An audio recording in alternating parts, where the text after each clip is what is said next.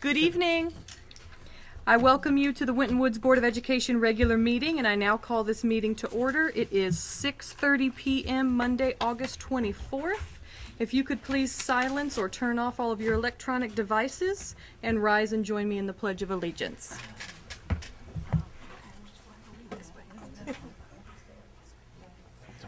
I pledge allegiance to the flag of the United States of America and to the republic for which it stands, one nation, under God, indivisible, with liberty and justice for all. Trying to play a trick on everybody. Mr. Seymour, would you please call the roll? Sure. Dr. Johnson? Here. Mr. Pennycuff? Here. Mrs. Burns? Here. Mr. Cleary? Here. Mrs. Miranda? Present. Our first item on the agenda this evening is our district honors, recognitions, gifts, and introductions. Mr. Superintendent, you have the floor. Yes, thank you, Madam President. I know that Ms. Whiteman is not here because she's conducting another small children's orchestra somewhere in Ohio. But I met her my first week of being the superintendent, and she brought this book, and there was an article written about her about the Kodály music and the Kodály music system. I read the book and was so inspired that I wanted to meet her. She came to the district office. We had the meeting, and now she's working. She's finishing up her master's at Capital University. She gave us a great presentation last year about the effects of having those music programs in our schools and the benefits that go along with them. Our children are smarter, they learn quicker, and they do much better in mathematics. So she's really, really an exciting teacher, and if you get a chance, you should visit her classroom. It is a very well-oiled machine. Usually I visit classrooms and I stay about 20 minutes. I was there for about an hour and a half. So I'll read a little bit about Ms. Whiteman. The Winton Woods Board of Education congratulates Ms. Whiteman in her successful completion of the intensive Kodály Training Level 3 at the Kodály Institute at Capital University from July 12th to the 31st. The Kodály method is an advanced pedagogical system that promotes music literacy through active engagement in singing, movement, and reading activities. Completion of this course enables Ms. Whiteman to earn a Master's of Music and Education degree this summer. So congrats to Ms. Whiteman.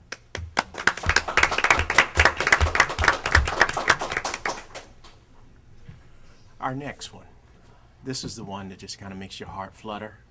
The Community Spirit Award. We have a, I don't know if you guys know, but we have a communications team. Probably better than any team that I've ever seen around, other than the board, of course. And this team is a well-oiled machine simply because they really want to figure out how to make community engagement a regular part of our everyday life. So we had it wasn't a competition, it was more like an attitude adjustment, where we wanted to recognize people that have contributed to our district, but they don't ever stand forward with it. They always come from the back and they support us in ways that we just don't even know when or why or how. So it was unanimous that in May we decided that it would be the three chiefs in our great community, and that's the chief of Springfield Township, Forest Park, and of course Green Hills. One is missing. Nope, they're all here. You're all here. One's out of uniform. You're usually the guy that does the line dancing at the Forest Park community. I'm also well known for my police work. But I do dance. So, the board. On that note, Chief Cannon, you're up first. Well, a little bit more. The Board of Education expresses its deep appreciation to Chiefs Brower, Cannon, and Fertelman for their leadership in each of their communities, and thanks to them for their tireless efforts to ensure that the students and families of the Winton Woods City Schools districts are safe. So, I'll start with Mr. Cannon. Is that okay, folks? That's absolutely Okay, all right. He's ready. Yes. He served in law enforcement since 1975. He's a graduate of the FBI's National Academy and Ohio's Police Executive Leadership College. Chief Cannon has served Forest Park as a police officer for 36 years. He worked 14 years as a detective, and during that time was an agent with the Drug Abuse Task Force and the Cincinnati FBI Drug Task Force. Chief Cannon has served as Staff Services Commander and Community Services Commander as a lieutenant, while serving as Assistant Chief and as Captain, and has been serving as Chief of Police since 2007. Fantastic, sir. Thank you very, very much. Do I keep it shuffled up here? Or Cue the music. Cue the music. It's gonna be a hard act to follow. Well, I do police work, but I do on Mondays occasionally go over to the senior center for the last 10 years and do some line dancing and those kind of things. And that's part of what we're doing with Superintendent Smith. Last Monday we were there. Yes, sir. Collecting school supplies for children in the districts. So it's part of that partnership that we have. And you did your homework. I was, when you started reading that, I have been around for 40 years now in law enforcement, and 36 of it's been here. So I'm committed to this police department. I've been committed to this district. We have had this partnership for a very long time, and when I came on as chief in 2007, one of the biggest things we were facing was some budget cuts and things of that sort, and there were some hard decisions that had to be made at that time, and one of those was our school resource officer, and that decision was a no-brainer to me. That position stayed no matter if I only had 5 people or 25 people. That's how important it is. And I noticed in the flyer it was about the safety of our children, our kids, and the staff here, and that remains a priority with us in this police department. On behalf of the police department, however, let me just say thank you very much for this unexpected appreciation and award, and I'll share it with the men and women over here. We have a good group of men and women in these police departments. We all three work together for those moments that we have to come together and be one, and we do a pretty good job of that. So again, thank you very much for this honor, and but it really goes out to the men and women that are out there right now doing the job and keeping us all safe. So thank you very much again. Thank you.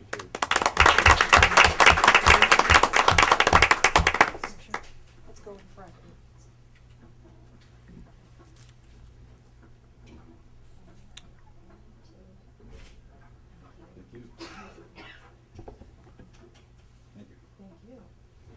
Our next honoree, Mr. Neil Fertelman, has served in law enforcement since 1976. He is a magna cum laude graduate of the University of Cincinnati with a baccalaureate degree in criminal justice. Chief Fertelman served as a member of the Hamilton Police Department for 36 years with assignments as a police officer, traffic officer, police detective, police sergeant, and police lieutenant. He was appointed Hamilton's chief on police in 1998 and served for over 13 years until his retirement in 2012. He has been the chief of police for the village of Green Hills since June of 2013. Mr. Fertelman.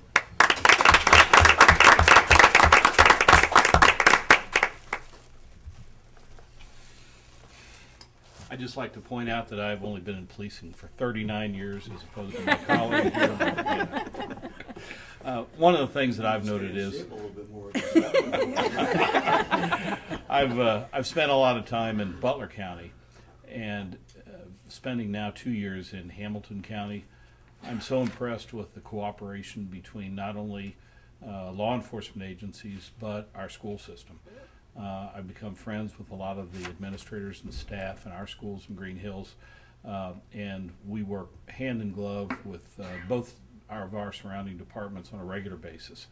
In fact, one of the ongoing efforts that has been underway for several years now is what do we do if the unthinkable happens in some type of event at one of our schools. And I'm pleased to say through the efforts of both of these departments, I think that we are well prepared and your staffs are well prepared. And I think the most important thing is there aren't any surprises if one of these events occurs, and we're all on the same page. So we thank you for the support that you give to us. Thank you for the honor to all of us tonight, and all of our officers share that as well, because When I noted that we had a new principal at Primary North, I think the two officers that were on duty the day that I told them that raced over to the school to meet the new principal. So it's a good relationship, and we hope it continues. And thank you so much.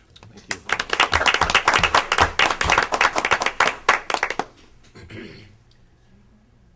Was there a time when you only had to be 10 years old to become a policeman? Must have I think been. I was. Yeah. Jessica, let's do one more. Oh. Thank you. You were very young. Our final honoree is Springfield Township Police Chief Robert Browder. He served in law enforcement since the age of 18. He attended the police academy while majoring in criminal justice at the University of Cincinnati and working evenings as a dispatcher. Chief Browder joined Springfield Township in 1989 and has worked nearly every assignment, including patrol, undercover narcotics investigation, criminal investigation, and with the Springfield Township Arrest and Response Team. He also served 5 years on the Hamilton County Police Association SWAT team as both a tactical team member and negotiator. Chief Browder has served Springfield Township as Assistant Chief for the past 10 years. He was named Police Chief on June 1st, 2015. Chief Robert Browder.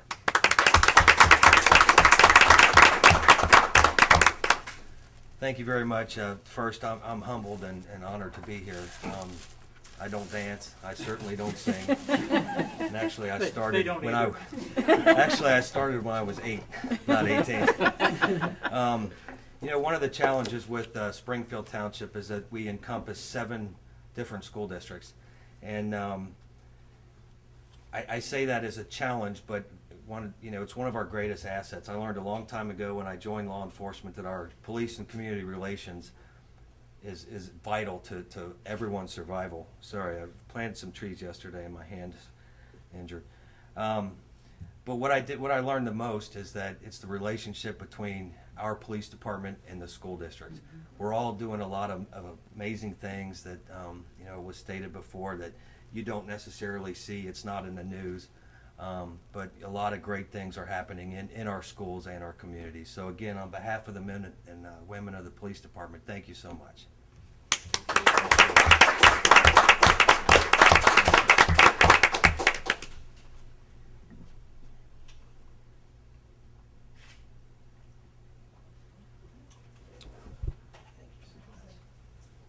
And finally, the students, families, and staff members of Winton Woods City Schools recognize the significant work that you do in our communities and are grateful for your commitment to law enforcement and public safety.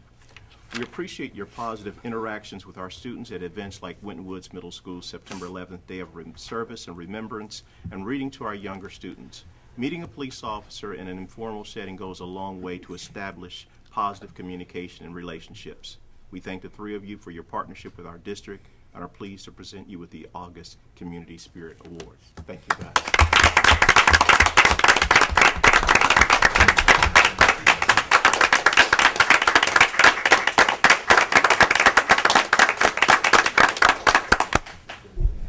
Board, I used to think you had to be 6'3" to be an officer, but Mr. Chief Soudard says you don't have to be. Chief Browder, I'm sorry, says you don't have to be because I think I'm a little taller than he is. Thank you, Superintendent Smith, and congratulations again, and thank you to our wonderful police chiefs who support and protect our families and our communities every day. We thank you. Now we're going to take a 5-minute recess, and we'll be back shortly. All right. I'm sorry. We will now hear comments from the public. We have one this evening. Mr. Willard. You can pass that down to Randy. Thank you. Good evening, guten Abend. Good evening. My presence here tonight is, unless I've missed it, I haven't seen any of the test scores of the numerous tests that were given last year. And I don't know when they're coming out. I hope if they do come out, we show a significant improvement. Because quite frankly, I feel Winton Woods school system, as well as others similarly situated in the state of Ohio, are heading towards a perfect storm. Now, what is that perfect storm? As Mr. Pentecoff noted at a previous meeting, there is a push in the legislature to consolidate school districts. everyone up in Columbus feels there's too many school districts, it's consolidated, and will save millions of dollars. Probably true. Hate to say it, but they're probably right. In addition to that, the Ohio legislature has passed statutes making it easier to intervene and take over school districts. And in fact, it looks like the Youngstown district is in their crosshairs right now. Now, why is that a perfect storm? Because the ones they're going to pick on and dissolve, and if you read the statutes, it's scary. If they come in and take over a school system, you lose the Board of Education, that's gone. You probably lose your superintendent, a lot of the administration, and under the statute, the state can start determining what the contracts will be with its teachers. Also, if they take over a system, they can decide whether they're going to merge it with another system, consolidate it. For example, we have a rather large system here. There's no guarantee they would merge us in whole with another district. They could split us up. We don't know, and I'm not going to speculate. But what I am saying, unless we improve ourselves academically, we're low-hanging fruit for problems from the state. Not tomorrow, but sometime within the next couple years. And it's something that affects everybody. Everybody has skin in the game. The Board of Education, the superintendent, the administrators, and the teachers. Because if that happens, the identity we have now is going to be gone. And it's a real possibility. So it's very important that we raise our scores.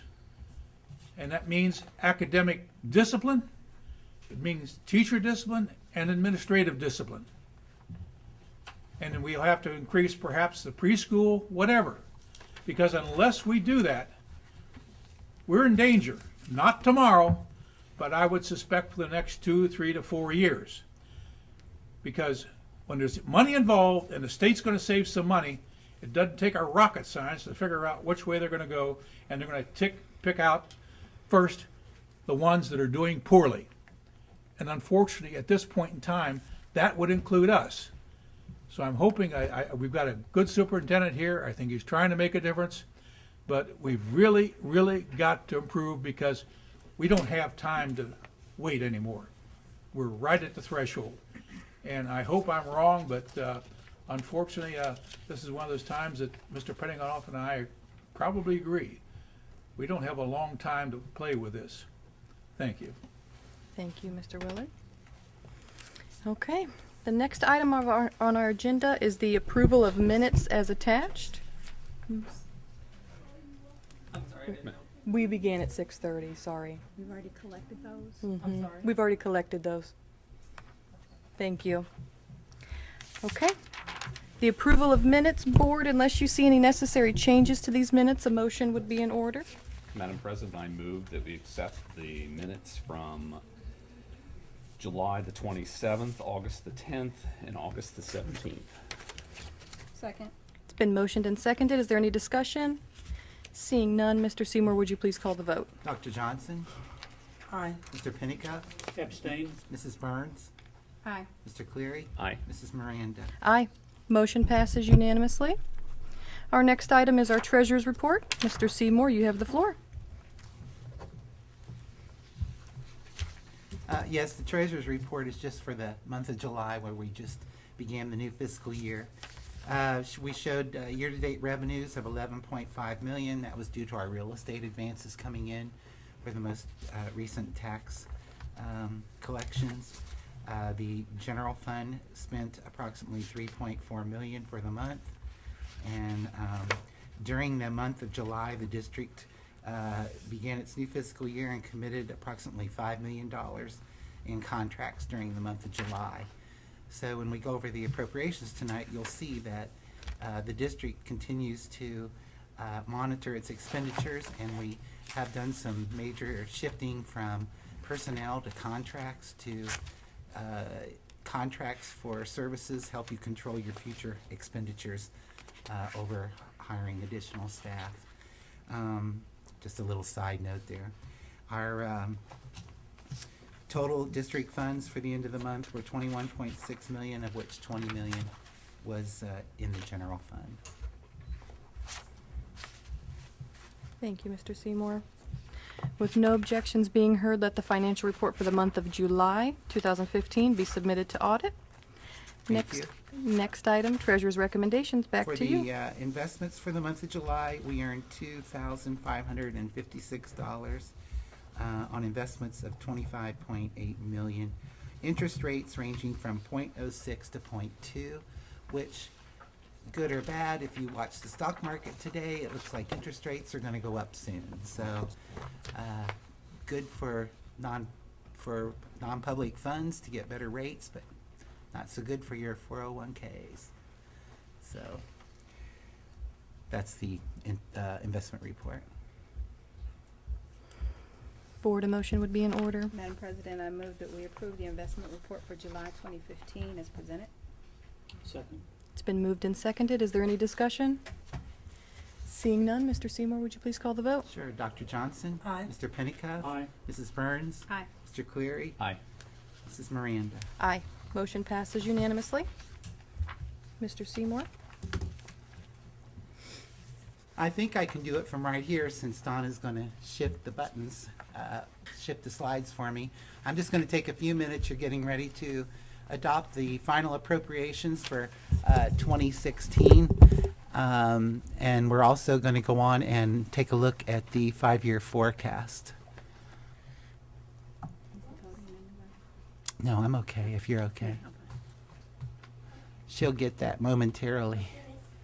Our total appropriations, we have several funds. As you know, the board will be adopting more than just a general fund. However, we tend to spend most of our conversation and most of our diligence on the general fund, which is your fund that you have the most discretionary decisions to make. However, we do have other local funds at a little over $3 million. We have some special revenue funds at $3.4 million, and our general fund request this year is $48.3 million. Some of the special revenue funds that I alluded to, the larger one are your athletic, band, and music. For $200,000, you have auxiliary services, which is our non-public school in the district. We have IDEA, special education, federal funding for $1 million, Title I school improvement, Title I for $1.3 million, and Title II teacher quality for $113,000. These are the major special revenue funds that the district will be approving their approps for this evening. And then our other local funds, we have a permanent improvement of approximately $1 million, of which 50% of that goes to pay for 2 debt obligations which the district has, and the remainder is used to improve infrastructure in the district. And then we have food service, which is $2 million, and I would like to point out our food service program is totally self-supporting here, and many districts have had to transfer and supplant or support the food service program, but at Winton Woods you've never used general fund dollars to support the food service program. And then, of course, we concentrate on the general fund. As you know, when you adopt the appropriations, you're only looking at the spending plan, but you need to see where the funds are coming from. So we basically have our local taxes and our rollback making up over 50% of the district's revenues. The state portion is growing. The district 4 years ago was only getting approximately 33% from the state, and it's growing to 36%, and we'll kind of review that in a moment. And then, of course, we have investments, other local income, and other state income. Total receipts, if you pile them up on top of one another, you can see that the real estate in the blue is kind of constant, and basically for the last 5 years has been flat. The red coming from the state has grown, but the biggest, probably not the largest part of your income, but the biggest adjustment has been your other local receipts, in which the district saw the foresight to do a few things to generate local funds locally, such as open enrollment, which generates close to $1 million in the district, and some things that you had done to generate additional local revenues. I think one thing for us to look at and to not lose focus on is the district's total tax base.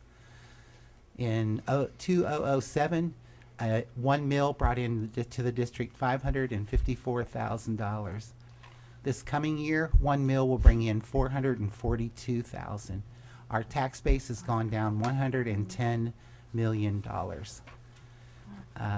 since the start of the recession, and it has somewhat stabilized in 11, but we continue to see commercial and industrial rental properties continue to ask for reduced values. Our real estate tax total base then is $441,000, which will generate 441 million, generating 441,000 per mill. If I could kind of put it in perspective, in 09 you passed a 7.9 mil operating levy. Today, that same amount of dollars would require 9.8 mils to generate the same revenue.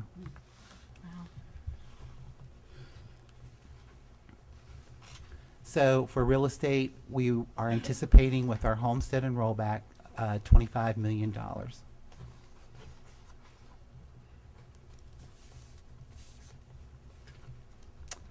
You know, I stole this from the Columbus Dispatch. New school funding formula. It's really simple. To be honest with you, we've had 3 school funding formulas in the last 5 years. The most current one, called the evidence-based model, is very difficult to understand. But I'll also share with you that Winton Woods has not been funded on the funding model. During the last 6 years, you've either been on the guarantee or you have been capped. Right. What that means is they come up with this wonderful way to fund schools, and then they say, however, you only get 6% increase, or however, if you went down, you'll get the same as you got the year before. Currently, with the new funding formula, we come out ahead, but you only get a 6% increase per year till it catches up. So basically, you take a look at what you got the year before and add 6%. So our state funding this year will be through the state funding formula, $16.5 million. Outside of the formula, we will still get transportation for special ed and preschool.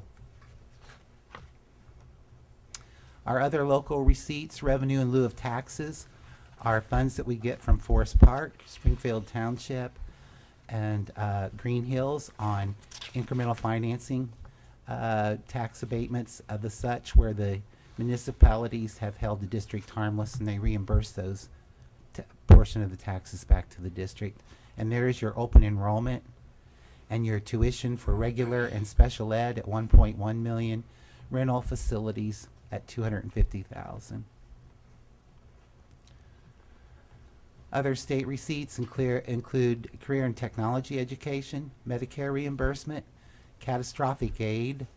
Catastrophic aid are funds that the district applies for special education when the cost to educate a child exceeds a threshold set by the state. This past year, $36,000. So if you're educating a child, the amount over $36,000 is submitted to the state, and then there's a pot of funds that are distributed throughout the state based on the request.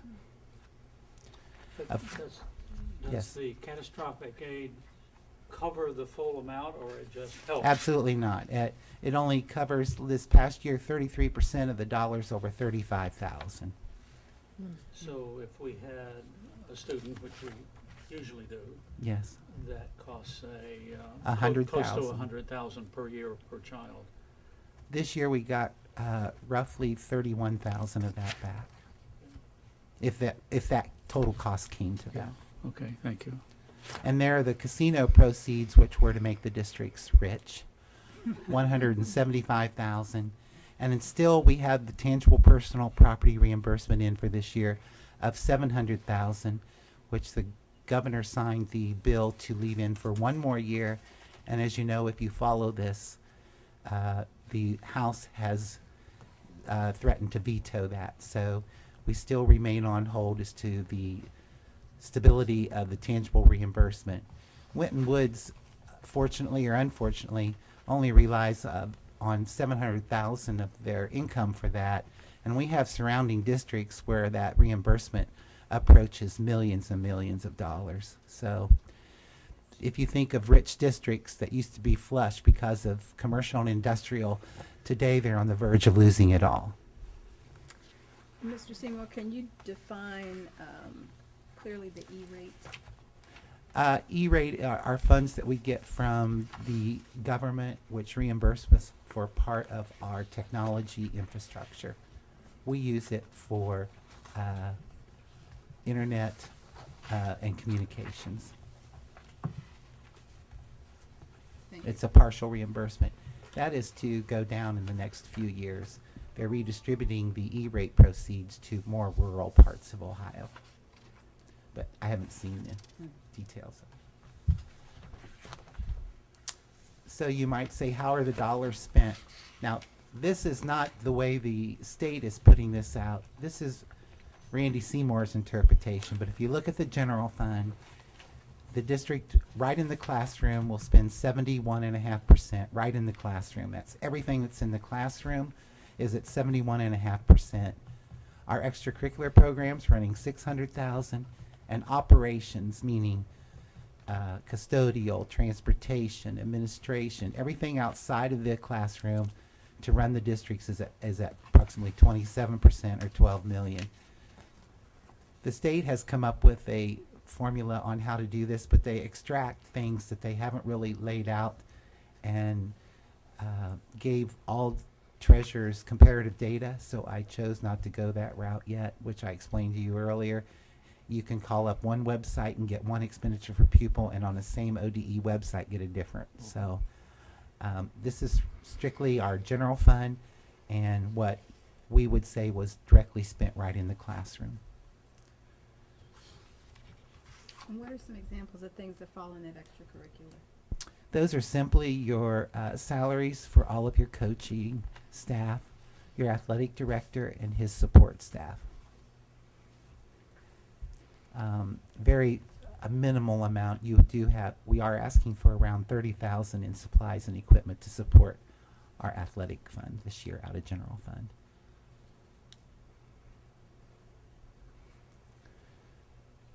And as you can see, our total expenditures, our salaries have remained salaries and benefits have remained relatively flat. You can see our salaries and benefits are not going to exceed what they did in 2011. However, we have done some shifting into the red, which is purchase services, and we've begun to shift some of our personnel costs over to contracted services, and it gives you a lot more control over those services. Our substitutes are there now, our custodial staff's there. We also have hired classroom support out of purchase services. We call them, Terry Holding could probably help me better, they're called curriculum coaches for our core areas, and also we've hired coaching staff to support our technology and our PD for our teachers. Did I do that right, Dr. Holden? Yes, you did. Thank you. Salaries and benefits, I've included all the negotiated increases. All staffing reallocations have been included. Healthcare has a 5% increase, and dental has a 10% increase. Some of the non-personnel items in the budget that are up from last year, you can see the instructional support, which I just alluded to you, and our textbooks are up $850,000. We have included in this year's budget support for the classroom beyond what we have done in the last several years. These are not necessarily reoccurring expenditures, but textbooks was a major outlay this year. Also under maintenance, we have increased by about $800,000, and Mr. Denny said that would be mostly due to safety and security. Our tuition is up $600,000. If the state increases our funding, it also increases proportionately all those dollars that go to community schools, private schools, Ed Choice, John Peterson scholarships. So if our funding went up 6.5, tuition goes up 6.5 right out. So Our utilities, we've budgeted an increase because you never know how your winters are going to run. And of course, we are continuing for now, our schedule of replacement of buses. So in summary, the general fund began with 17 million. We're projecting receipts of 46, projected budget of 48, and we're projecting an ending balance of 15 million. I would anticipate we will have budget savings in that, and I would say that would be your worst case scenario ending cash balance.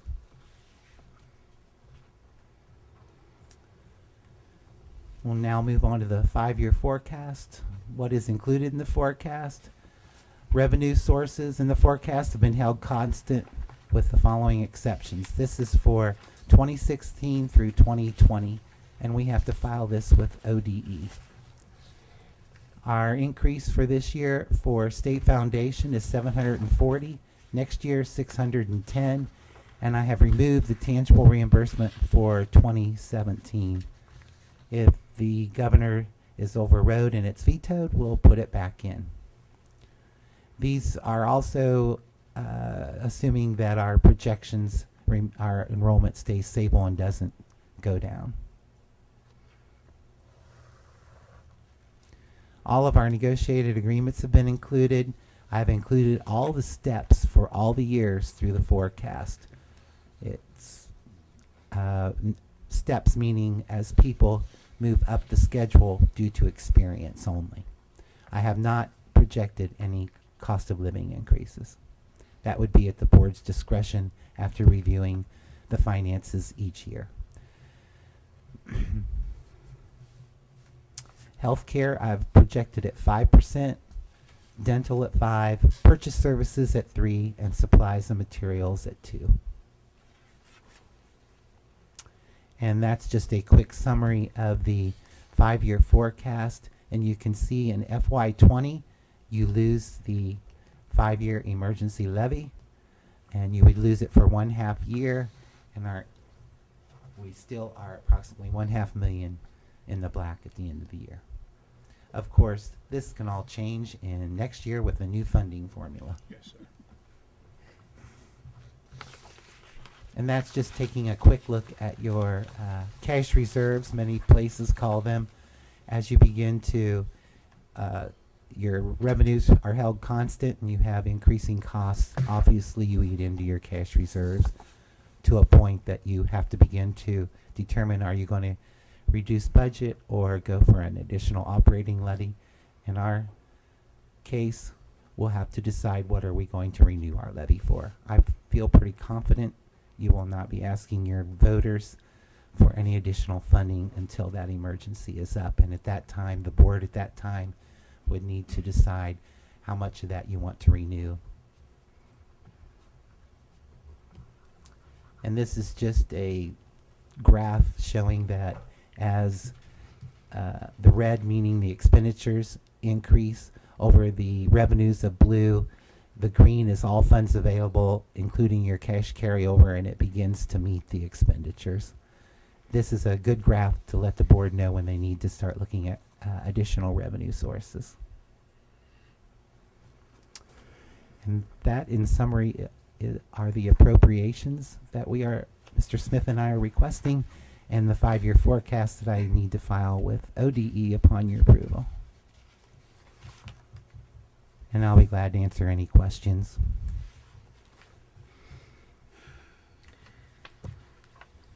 Board, let's start with 7.02, which would be the appropriations. A motion would be in order. Madam President. Madam President, I'd like to approve the permanent appropriations for fiscal year 2016 as presented. Second. It's been motioned and seconded. Board, is there any discussion or questions for Mr. Seymour? Mr. Seymour, I'd just like to make one comment on page 8. How are the dollars spent? In our work session, we had a little bit of discussion about that. And since then, I went out and I looked at what's the average percentage of dollars that are spent instructionally across the state of Ohio. And the average is 67.7. We're well above the benchmark. So I wanted to congratulate our superintendent and treasurer that we're allocating the funds in a very prudent manner. And If I could also add, the comparative data that you're looking at would not include tuition. Ours includes tuition as classroom instruction, which would only enhance our direct costs percentage-wise for instruction because tuition's removed. Proportionately, Winton Woods to total dollars spent, we spend more dollars on tuition than the average district. And those dollars are extracted prior to comparative data. Thank you for looking that up, Tim. Any other discussion? Seeing none, Mr. Seymour, would you please call the vote? Sure. Dr. Johnson? Aye. Mr. Pennicuick? Aye. Mrs. Burns? Aye. Mr. Cleary? Aye. Mrs. Miranda? Aye. Motion passes unanimously. We will now go to 7.03. The motion would be in order to approve the 5-year forecast. Madam President, I'd like to make a motion to approve the 5-year forecast for the fiscal year 2016 through 2020 as presented. Second? It's been motioned and seconded. Is there any discussion or further questions for Mr. Seymour? Seeing none, please call the vote. Dr. Johnson? Aye. Mr. Pennicuick? Aye. Mrs. Burns? Aye. Mr. Cleary? Aye. Mrs. Miranda? Aye. Motion passes unanimously. We will now move on to 8.01, reports from the superintendent. Yes, Madam President and Board, if you notice, there are two additional, one was added last year, but there is an additional school report in your document, and that's preschool. We've been working diligently to grow our system, and the best way to grow the system is through preschool. So there will be a regular report that comes to you each month giving you the information about what's happening with preschool. They had a fantastic preschool orientation on August 20th, and there was there was an incredible orientation, a kindergarten jumpstart. We've never had it before, but both schools, they were very, very pleased with the turnout. Parents had the opportunity to ride the bus to see where their children, how they would take the route to school. They received these great shirts about being proud of being warriors in primary North and South. Principal Wallace and Principal, what's his name? Jones. Sorry. He's so new, I forgot his name. No, I'm kidding. But Principal Wallace and Principal Jones, they did an incredible job with the parents. We were able to move it a little quicker than not because they were able to do the registration right up front for the students, knowing who was really going to come to the school. Our preschool is at capacity, and we're really figuring out how to expand it. And so thanks for the community engagement work from Mrs. Denny and also Mrs. Darcy. They have been working overtime to grow our programs, and our parents are very, very pleased. If you look at the scores from where we speak about students that participate in our preschool, it's actually exceeding the state's average. So we are very, very pleased about how we're going to grow our district, and our preschool eventually will be busting at the seams, and that's a good thing. So preschool and the alternative program will always be there for every meeting. In addition to that, the reports, the building reports, please keep your eye on any reports where it speaks about open houses or opportunities, because I think it's always important for the board to be recognized and show that, you know, the board is really concerned about how the leadership program works and how we really devise a program to enhance students' educational qualities, not just in the high school, but in all of the grade bands that we service. Adding the alternative school was a great plan. Thank you, President Miranda, because if we have children in those buildings, they should be recognized for their contribution. They have college nights, they have NCAA recognition nights, they have all of the other things. But one of the things I think that we really need to give ourselves kudos for is when you interview those students at the end of their term and their end of their experience, one of the things that they mention is, if it wasn't for this opportunity, I may have struggled more. So thank you, board, for allowing that alternative program to exist, because it makes a big difference. I also want to talk about the literacy night that's going to happen at the intermediate building and the ES. because I think it's important for people to know that the literacy doesn't begin in the 5th grade. The literacy begins when those students walk through our door. So we need to make sure that we're giving them all of the foundation that they so desperately need. And finally, for this particular report, keep in mind there is a college information night September 10th at the high school. There's an NCAA college exploration at the Duke Energy Center.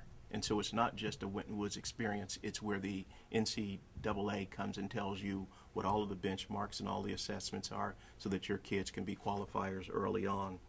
And there is also an interim report card. The Teaching and Learning Department, along with our Human Resources Director, we've been wanting to figure out how to let parents know about upcoming events as it relates to report cards and grades. 10 weeks is too late. So now we have an interim section in our calendar letting parents know this is the anticipation and this is how your child is doing in 5 weeks, which gives us an opportunity to say keep moving in that direction, or we need to figure out how to help you through your struggles. So these are the reports on the 8.01 for building leadership team minutes. Thank you. I just want to make one comment. I know with having the new program, the extended program for kindergarten and preschool, that it's really important that parents have that comfort level with their kids getting on the bus. It's a hard thing to put your 4-year-old or your 3-year-old on a bus. So I think that's wonderful that you opened it up for the parents to ride the bus and say, this is the route that your kid is going to take. I mean, I wish there was something like that one. I mean, that comfort level is just makes Even a though big we're difference. a 12-mile radius, Dr. Johnson, I think that some of that intuitive processing from Mr. Denny and the transportation company just made it a reality for parents. We have to figure out what are we doing or what should we do that our competition doesn't do in order to make our customers comfortable with our experience. So, thank you. I commend you for that. Any other discussion, board? Okay, we'll move on to 8.02, Superintendent. Yes, these are new and revised board policies. And for your pleasure, board, the policies are appointment of joint vocational school districts, college credit plus, preschool program, school to work, professional staff reduction, student staff accidents, student staff suicide, students graduation requirements, finances, and these are all second reads now. So these are new and revised policies for your vote and pleasure. Next month. Yes. Yeah. Mr. Smith, I'm seeing something I don't think I've seen in my last 4 years, and that's a deletion of a policy. Go back one. The school to work program. 24-23 Believe it's outdated. is the entire school to work out. Well, that was the question. Is it outdated, or we just aren't doing this anymore? Ms. Darcy. I see nodding of the heads. It's obsolete, it's outdated, and it's been, the pieces that still live have been addressed in some of the other policies of the board. Okay, thank you. Thank you, Madam Vice President. Board, any other discussion? Seeing none, Superintendent will move on to 9.01. The recommendation from the Superintendent's Office is to approve personnel schedules as presented. Schedule A, resignations and retirements. Schedule B, certificated employment. Schedule C, support staff. Schedule D, extra duty and supplemental employment. Schedule E, leaves. And finally, Schedule M, termination of classified employees. Madam President, I move that we accept Schedule A, B, C, D, E, and M. Second. It's been moved and seconded. Is there any discussion?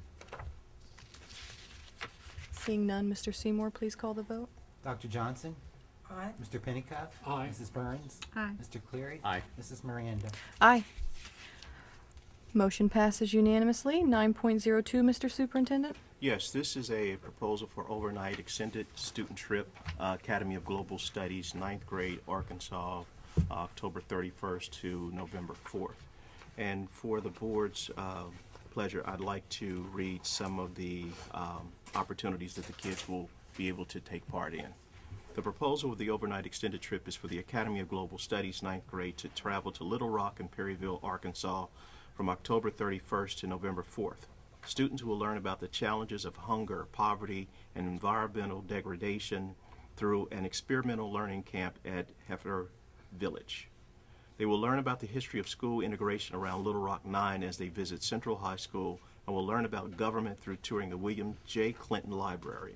The students will work on curriculum that will relate to the aforementioned learning outcomes before the trip. They will put their book knowledge into practice by experiencing how those in other cultures do not take shelter, food, and water and cooking fuel for granted.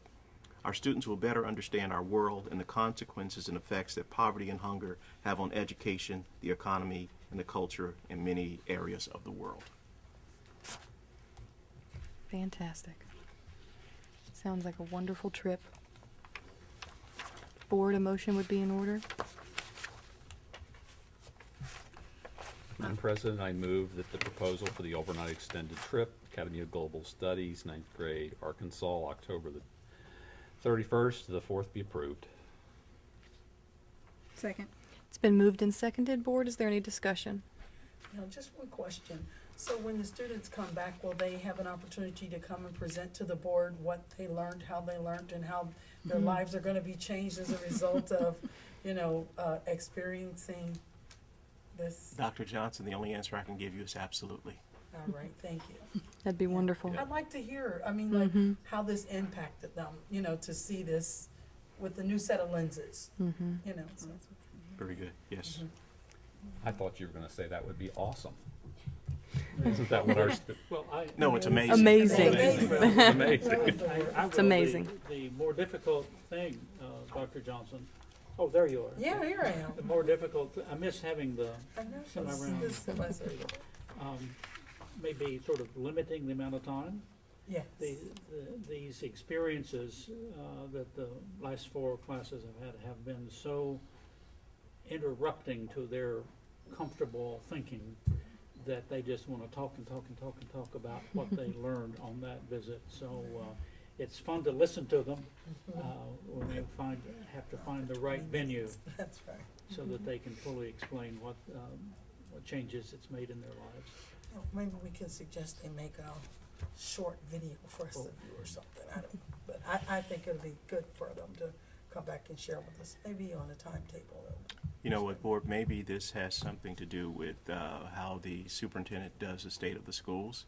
So in the future, maybe it's the leadership that's really challenged our kids to stay longer than they should. That's right. So since it's been condensed to an hour, maybe I'm the model about the work. So we'll see. A good model. All right, very good. Let's get The past jury's that. still out on the word hour. Yeah. We'll never get over that. That's the Okay. goal, sir. Any more discussion on 9.02? Seeing none, Mr. Seymour, would you please call the vote? Dr. Johnson? Aye. Mr. Pennycuff? Aye. Mrs. Burns? Aye. Mr. Cleary? Aye. Mrs. Miranda? Aye. Motion passes unanimously. 9.03, Mr. Superintendent. Yes, these are lists of schools declared as impractical to provide pupil transportation during the 2015-16 school year. And Board, I might add that these are the schools which you have declared pupil transportation to be impractical. However, effective August 2012, Winton Woods City Schools no longer provides high school busing service. Therefore, families with students in grades 9 through 12 who attend schools marked with an asterisk above are not entitled to payment in lieu of transportation. Board, a motion would be in order. I'd like to make a motion to approve the list of schools declared as impractical to provide transportation during the 2015-16 school year as presented. Second. Been motioned and seconded. Is there any discussion? No real discussion, other than I think for our audience, it may be helpful for those to understand what it really means as impractical. I know I was kind of the victim of that. I shouldn't say victim, that's not the right word. I was a recipient of that. But not understanding really what it means to be impractical. And I think, Mr. Denny, if I don't want to misquote you, but I thought it was something to do with how long it takes to get to a neighboring school or how far away they are from the district. Not that we just don't like them, but that it's more time and distance than anything. Did I quote you correctly? That and total ridership to that particular school. Okay, thank you. Any further discussion? Seeing none, Mr. Seymour, would you please call the vote? Dr. Johnson? Aye. Mr. Pennicuick? Aye. Mrs. Burns? Aye. Mr. Cleary? Aye. Mrs. Miranda? Aye. Motion passes unanimously. 9.04, Mr. Superintendent. Madam President and Board, if you notice the approved bus stop listings for Winton Woods City Schools, that actually falls in line with the question I believe Vice President Burns asked. If you look at the list is pretty comprehensive. There are a great deal of stops. And one of our major missions is to make sure we get our children to school on time so they can receive a full productive educational opportunity. These are, even though we're a 12-mile radius, this is a massive amount of stops and pickups along the way. So hopefully the public does understand that we have a responsibility, but we have a responsibility to our community to make sure that we get our children to school on time. And safely. And safely, yes, ma'am. Board, a motion would be in order. Madam President, I move to approve the list of bus stops as provided by the superintendent. Second. It's been motioned and seconded. Is there any discussion? Seeing none, Mr. Seymour, would you please call the vote? Dr. Johnson? Aye. Mr. Pennicuick? Aye. Mrs. Burns? Aye. Mr. Cleary? Aye. Mrs. Miranda? Aye. Motion passes unanimously. Mr. Superintendent, 9.05. Yes, I would like to read the understanding of the memorandum. The rest is actually from the past years, 2015-16 is, and then there's a 16-17 that goes along with it. But the understanding is, whereas the board and the association hereby mutually agree that the Northwest Evaluation Association measures of academic progress, which we map, and NWEA map for primary grades, assessment data shall be used as the student growth measure for all kindergarten, 10th grade reading, and math teachers for teacher evaluation purposes, beginning with the 15-16 school year. Whereas the board and the association further agree that student growth measures for teachers evaluation purposes for all 5th through 8th grade science teachers shall be based upon the growth of students towards locally developed student learning objectives, SLOs. Such SLOs shall be developed in consultation with the association consistent with Section 8.0101S of the negotiated agreement. The board and the association shall continue to use the original Ohio Teacher Evaluation System, which is OTEST framework, for all teachers district-wide to OTEST based on 50% student academic growth and 50% performance. And the remainder of 8.01 of the negotiated agreement and subsequent MOUs related to employee job performance evaluation remain in full effect and shall be incorporated by reference herein. Board, a motion would be in order. You want our approval of that? Yes, sir. Madam President, I move to approve the memorandum that Superintendent just read. Second. It's been motioned and seconded. Is there any discussion?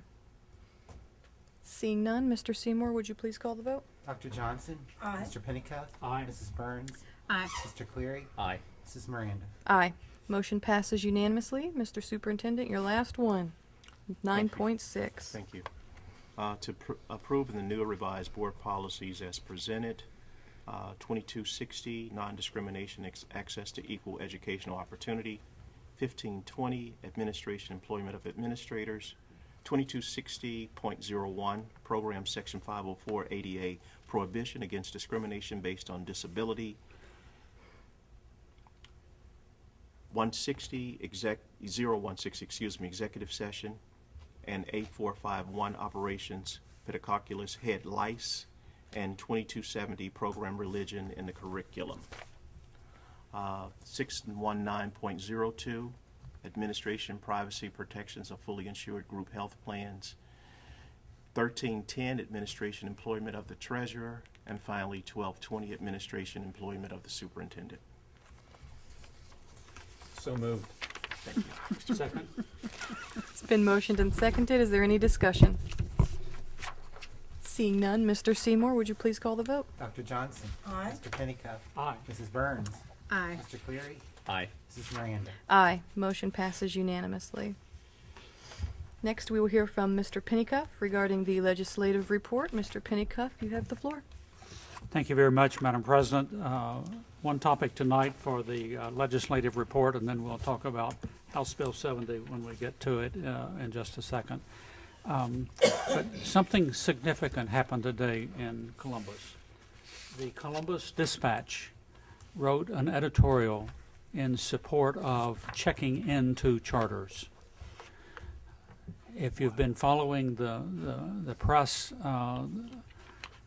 the news is just full, day after day, week after week, month after month, of charter schools that have been cheating, lying, getting more money than they were due, inflating their enrollment in order to get money.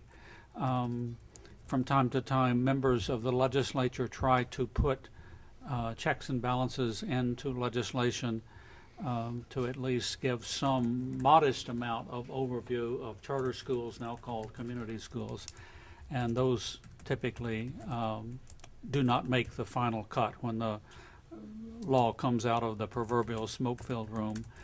But the Columbus Dispatch, the sort of the paper of record in central Ohio where the government is, they have been very pro-charter. They have been very pro-choice. And for them to issue an editorial to date saying this needs to be checked into, that's significant. That's a sea change. And I'd like to just highlight a couple of sentences. I won't read to you the entire editorial, but its presence is significant. There has been the state superintendent, who is under considerable pressure because of allegations since proven of scrubbing the data. Think about that word, scrubbing the data at the state level regarding charter schools. So the dispatch is complimenting the setup of this 3-person panel. The state school board president has welcomed this panel. And a couple of operative paragraphs. The dispatch says, Ohio charter schools for years have been beset by charges of cronyism and mismanagement, the result of lax standards and oversight. At a national school choice conference in Denver in March, Ohio's charter system and its low standards were the butt of jokes by even charter school proponents. In the past year, some progress has been made. Fewer schools have opened, and ones that are failing or have improperly used public funds are being held to account. An evaluation done earlier this year by David Hansen, the Ohio Department of Ed's school choice director, omitted failing grades for online schools and dropout recovery schools, which made the performance of 2 oversight agencies look better and made them potentially eligible for new state perks. Hansen said he did so because the performance of those schools masked progress in other areas. But this was not allowed by law, and he was forced to resign about a month ago after the issue hit the press. It says became public, but hit the press is a little bit more what really happened. So this further increased suspicion of the process by some on the state school board, particularly since Hansen is married to Beth Hansen, Governor John Kasich's presidential campaign manager and former chief of staff.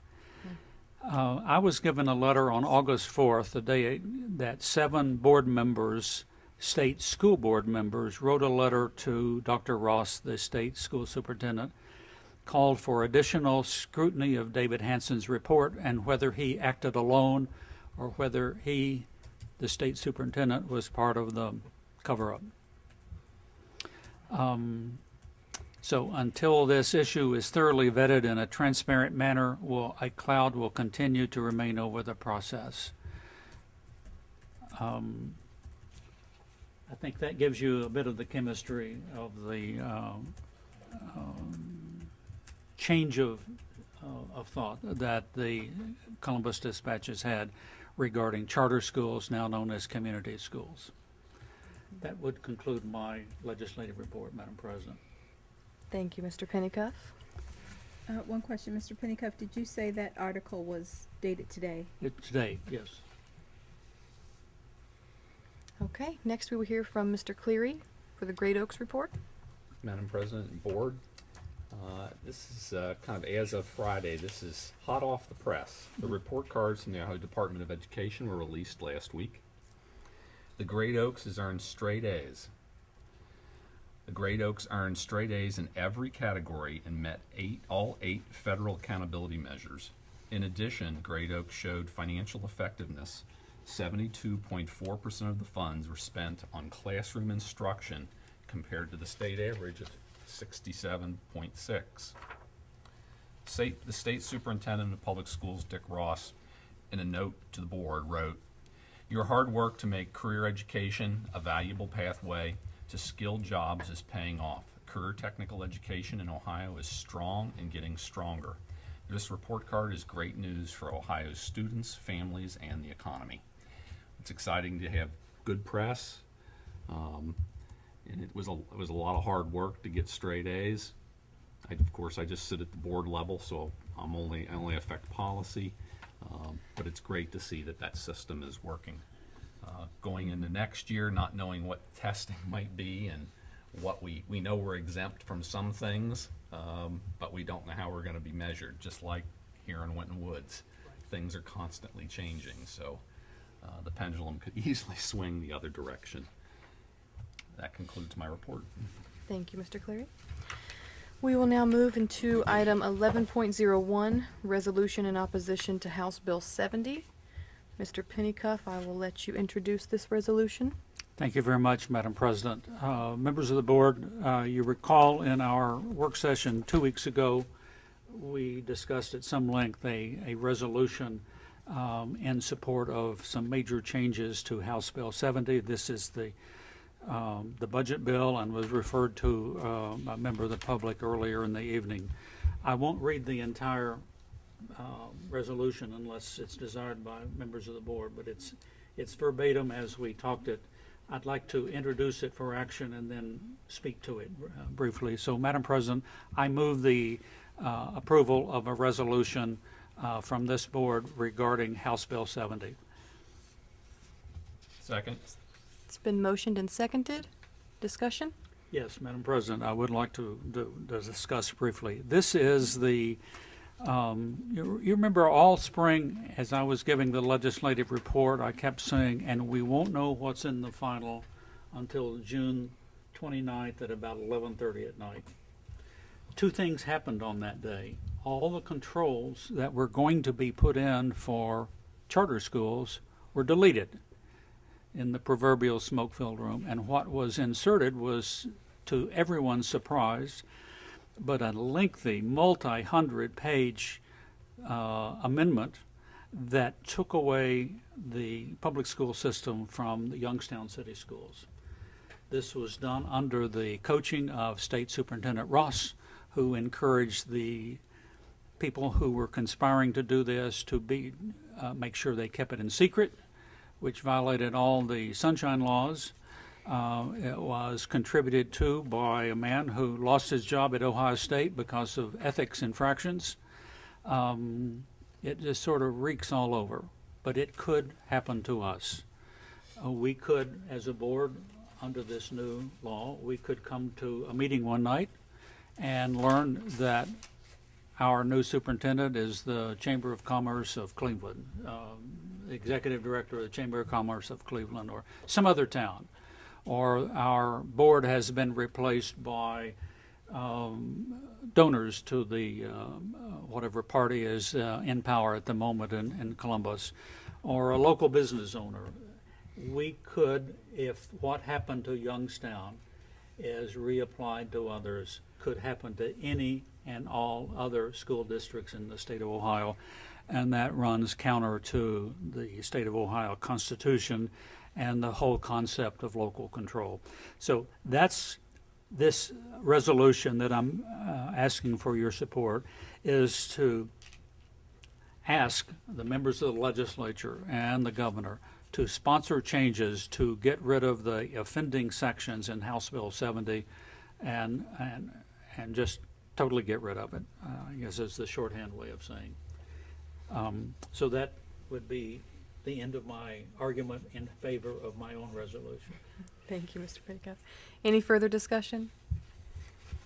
Seeing, Mrs. Burns? Well, without reading the entire resolution, I think that there are a couple of key points that I'd like to make sure that people are clear on in this resolution.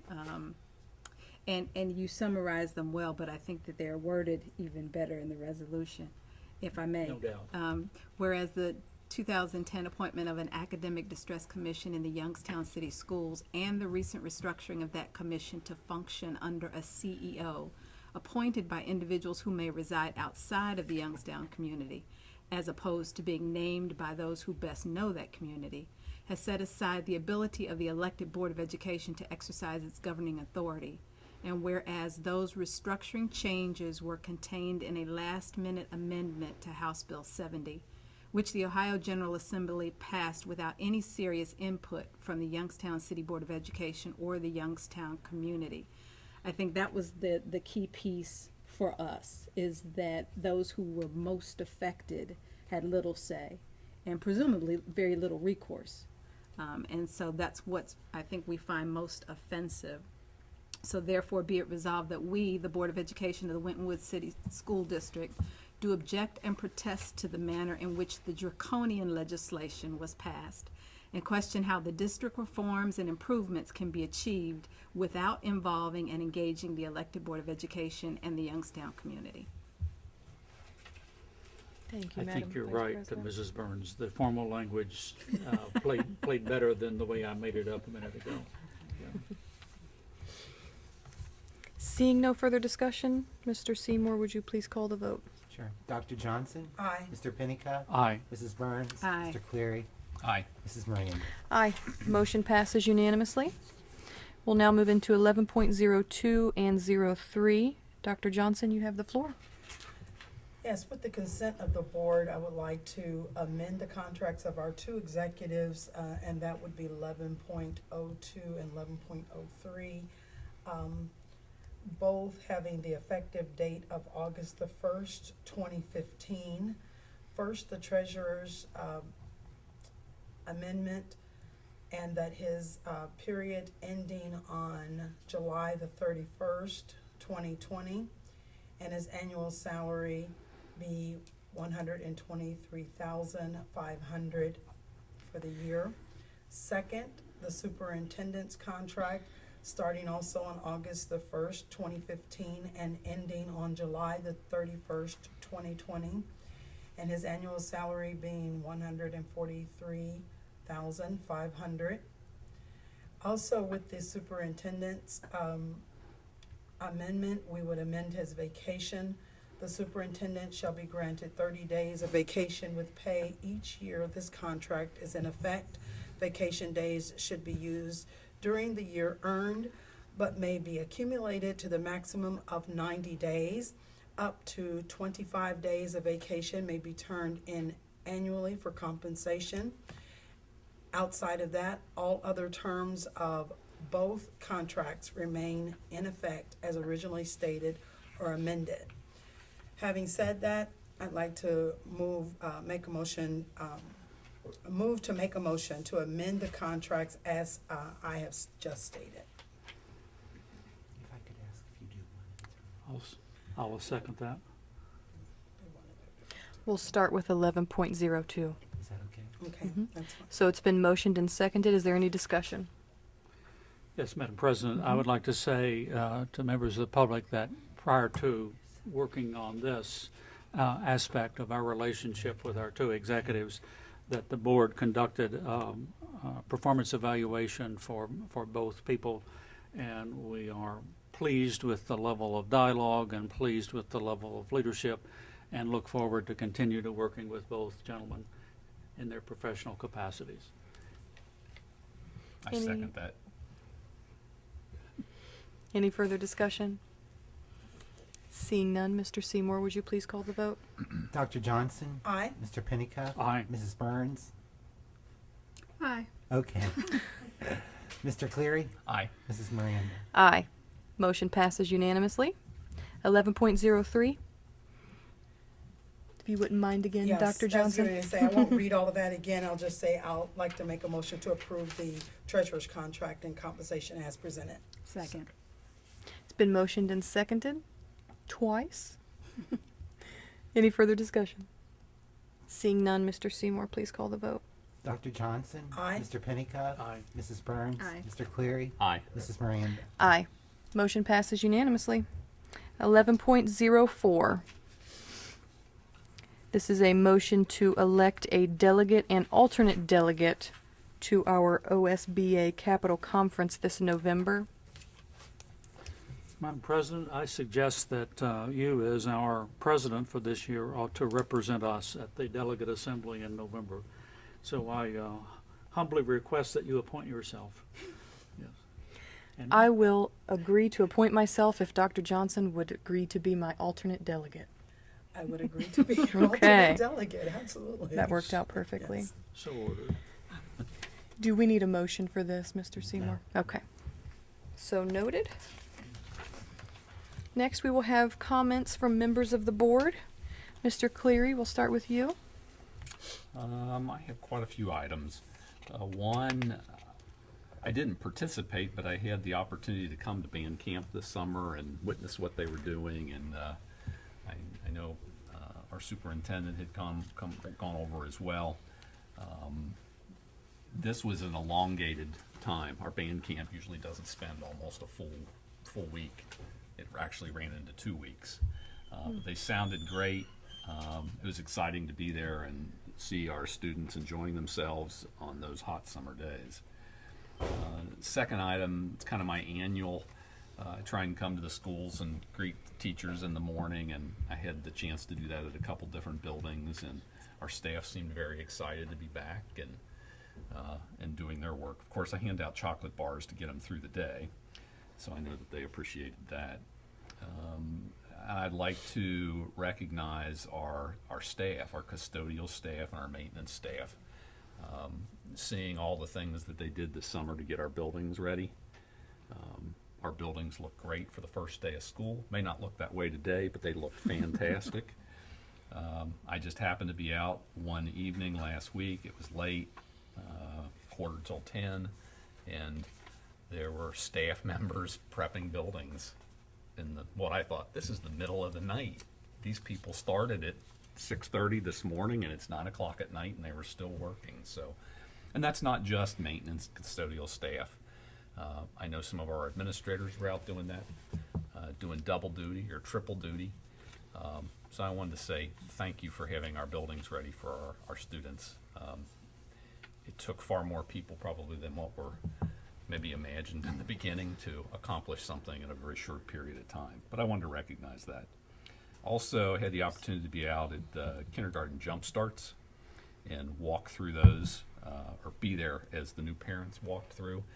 I was shocked at how many parents participated. And what it did galvanize, at least in my mind, was how important it is now that almost every decision we make is a bilingual decision. I have to say that in some cases, I'm a little bit embarrassed in that we have such a large constituency that speaks very little or no English, and to be handicapped, speaking louder doesn't help. Articulating better, slower doesn't help. And I know we've begun to hire some teachers that have that capacity as well. Probably even our transportation department, our custodial department, moving forward, I think those kind of things become imperative. I would have never guessed that, but. And then the last item was, and this is just a reminder for our superintendent, And maybe this is something you could report on to us at some future date, but you and I went out, we met with our students in the Career Tech Center, and our students kind of had this eureka point. The light bulb went off and they said something, and I thought, oh my gosh. And that was just a reminder, and board, you'll hear it probably for the second time, is our career students said, we're kind of disconnected from our local school. We don't know what's going on. It sure would be great if somehow you could communicate with us. So I don't know what our plan is there, but we're starting to kick the year off, and they're part of our family, and somehow we need to engage them as well. And that is it. Thank you, Mr. Cleary. Mr. Pennycuff? Thank you very much, Madam President. 3 quick notes, adding on to your comments about Great Oaks, Mr. Cleary. I got an email the other day that said that they have changed their name again, that they are no longer Great Oaks Career and Technical Center. They are now the Great Oaks Career Campuses. We're using both. You're using both, okay. I don't know that there's been a wholesale name change. Okay. We're still the Career Center. The message that came to me came through a friend up near Dayton, so he's not an official spokesperson of Great Oaks. Building again on your comment about every decision we make may be bilingual. In my church here in Forest Park, my church is letting one of the rooms be used on Saturday for a local community of families from Nepal. Saturday, there were 50 cars in the lot for presumably all families from Nepal. Just gives you, and they weren't having church, they were using our building to make sure that the young children in those families continued to know and be able to use their native tongue, even as they are learning English, hopefully quickly at primary north and south and so forth. They are also trying to keep that part of their heritage alive. 50 cars, I don't know how many people that translated to, but I just thought that was significant.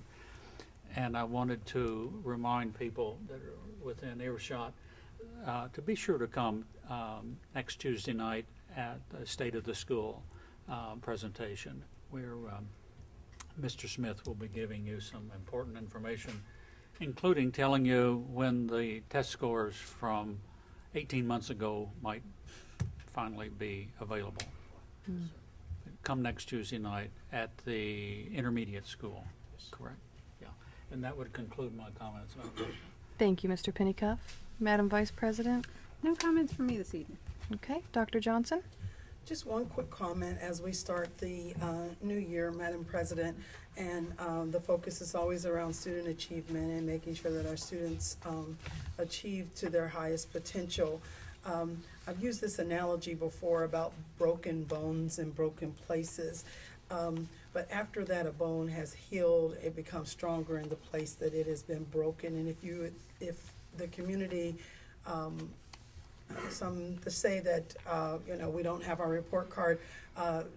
Mrs. Miranda and I had an opportunity to go to a workshop that talked about the report card, and our results aren't even going to come out until January, was it? January, but hopefully even still, mid-January. Yeah, mid-January is what they were projecting.